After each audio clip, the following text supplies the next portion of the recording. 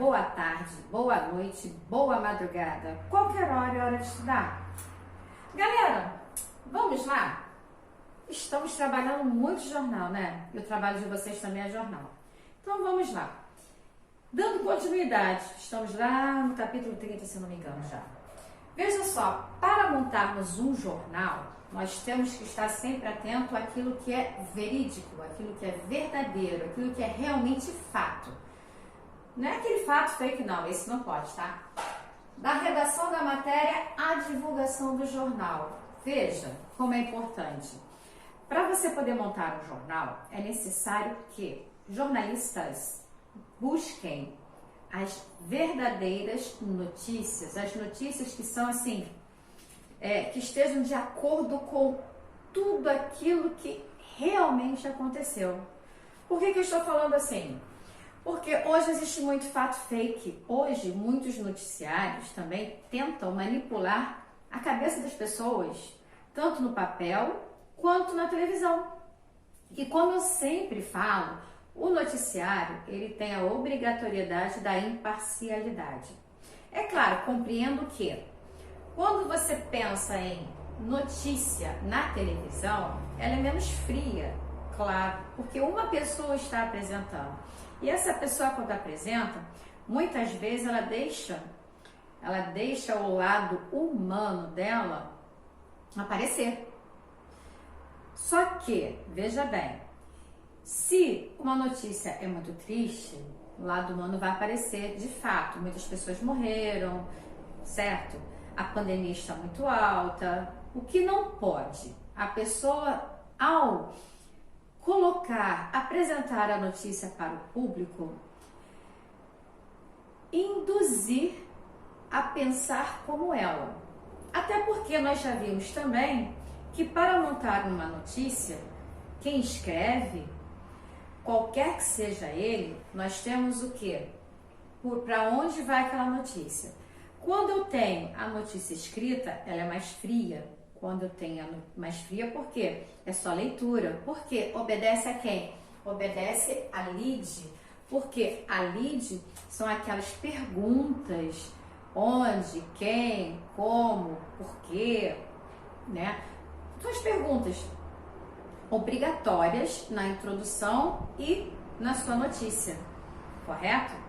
Estou trabalhando o capítulo 30, mas veja, está ligado no 27, que está ligado no 25, que no geral estamos falando direto sobre jornal, a linguagem do jornal, certo? Então veja, todos os jornalistas eles precisam ir às ruas buscar as informações, as verídicas. E ao término, o que eles fazem? Cada um pega o seu conteúdo, assim deve ser montado o jornal. Cada um pega o seu conteúdo e deverá levar para a empresa, que lá possui o editorialista. E esse editorialista, ele será a pessoa responsável por organizar todas as notícias para apresentar na TV, ou no rádio, ou na internet, ou no jornal papel, ou numa revista, certo? Na mídia em geral. Sabemos que, como estou apresentando, e vocês também sabem, aquilo que está no papel não tem entonação, só tem a pontuação. A vírgula, o ponto, dificilmente você encontra um ponto exclamativo. No entanto, quando você tem telejornais, se alguém é favorável a, se alguém é desfavorável a, muitas vezes deixam passar na sua entonação, certo? Se não prestar atenção, podem prestar atenção. Por quê? Veja, nessa parte do jornal, o que se faz? Todos se juntam para o mesmo objetivo. Pegam as informações, buscam as melhores, correto? Olha o que eu coloquei aqui.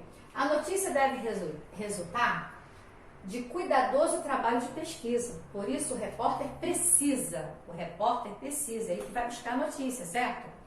Obter informações para aprofundar o seu conhecimento sobre o fato. Não é simplesmente pegar uma notícia. Ah, essa notícia é boa? Então, peraí, eu preciso fazer o quê? Para poder veicular como? No rádio, no jornal, na revista, no telejornal, pela internet, certo? Então eu preciso ter o que para poder veicular com precisão minha notícia. Então ele precisa buscar mais fatos para que aquilo ali realmente possa ser transmitido. Considerar que o leitor pode não conhecer os fatos que antecederam a notícia e estão relacionados a ela. Sim, porque nem todo mundo está sabendo de tudo. Por exemplo, certo dia, eu às vezes não gosto de ficar buscando saber sobre números da pandemia, tá? De vez em quando eu passo um bom tempo sem olhar. Me assustei. Por quê? No início eu ficava pensando, tem tantos mil casos, né? Tem alguns mil. Tá. De repente, bateu 1 milhão. Quanta gente. Daqui a pouco, 2 milhões e, quando eu fui olhar, caramba, eu pensei, vai demorar a chegar a 3 milhões, até porque as pessoas devem estar conscientes, né? Elas devem ter noção do perigo. Já passamos de 3 milhões. E na semana passada, eu vi que já batemos 100 mil mortos. Mas o que a imprensa também deixa de apresentar? Eu vejo muito pela internet também. Então, pela internet, você pode verificar que tem 3 milhões de casos, mas também tem 2 milhões e de casos recuperados. E verificando, é um número alto, concordo.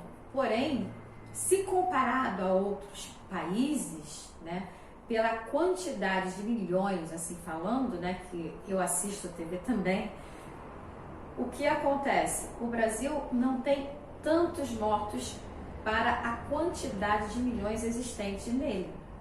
Enquanto países menores têm milhões de mortos para uma pequena quantidade de pessoas, porque nós somos muitos, nosso país é muito grande.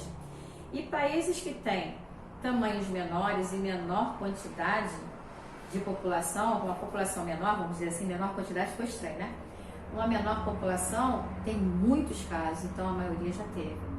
Então temos que observar tudo isso. É um momento complicado? Sim, mas temos que nos ater aos fatos, temos que buscar as informações exatas, temos que nos cuidar, precisamos da conscientização, porque muitos estão indo à praia e na praia ficam, eu vejo isso na televisão, né? Todo mundo está querendo já passear, shopping, bares, eu fico, meu Deus! E com isso algumas cidades, me parece, pelo menos eu já li também, não vou dizer aqui com exatidão, tiveram a necessidade de novamente fazer aquele fechar, né? Fechar as lojas, fazer aquela forma bem mais intensa do isolamento como estava no início. Por quê? Porque as pessoas não se conscientizam, não pensam no amanhã. Eu entendo as pessoas que precisam trabalhar, tem que sair, adoecem, fato. Outras não, têm imunidade maior, mais forte, que bom, graças a Deus. Porém, o que acontece? Tem muita gente na rua sem máscara e passeando, e não é essa a nossa situação, certo? Então veja, quando nós vamos colocar, eu coloquei agora para vocês o meu ponto de vista, o que eu acho. Se sou eu uma jornalista, eu não posso colocar o que eu acho, eu tenho que passar para vocês a informação. Estou passando para vocês a informação do 2 mil, do 3 mil. Quando coloquei para vocês o que eu acho, o jornalista deixa de ser imparcial. Acabei de ser parcial. Então, quando apresentei a vocês a quantidade, os números, eu deveria, para ser mais imparcial possível, colocar 2 milhões, aí eu terei que colocar para vocês de 20 dias aproximadamente, né? Posso utilizar aproximadamente quando eu não tenho a certeza. Lembra que eu falei para vocês? Não tenho a certeza, aproximadamente tantos dias, há um mês atrás, há 2 meses. Então, veja, Para passar a mensagem, eu tenho que colocar a quantidade, o tempo, mas eu não tenho que colocar o que eu acho, como eu coloquei para vocês. As pessoas não se conscientizam, que as pessoas estão indo muito à praia, que as pessoas estão passeando, que as pessoas não estão usando máscaras. Esse ponto de vista é meu e eu sendo uma jornalista, eu não posso colocar, certo? Então, o jornalista que assim coloca, ele está fugindo à regra do seu trabalho, que é informar sem colocar o seu ponto de vista, de forma a não induzir ao leitor ou ao telespectador ou ao ouvinte a pensar como ele, certo? Veja, nosso jornal, eu sempre falo, e o nosso material ele está totalmente imparcial. O que se tem a realizar é buscar os fatos, saber mais sobre os fatos e também informar esses fatos, lembrando que nem sempre todo mundo está atualizado. Então, algo deve ser apresentado de forma a que a pessoa, ao ler, tenha facilidade da compreensão daquilo que está sendo veiculado naquele momento, certo? A imparcialidade é a alma do jornal, ok? Botei aqui, lembre-se, botei uma observação, ó. Lembre-se de que a estrutura da maioria das notícias é a pirâmide invertida. O que é a pirâmide invertida? Olha só, ou seja, elas partem das informações gerais.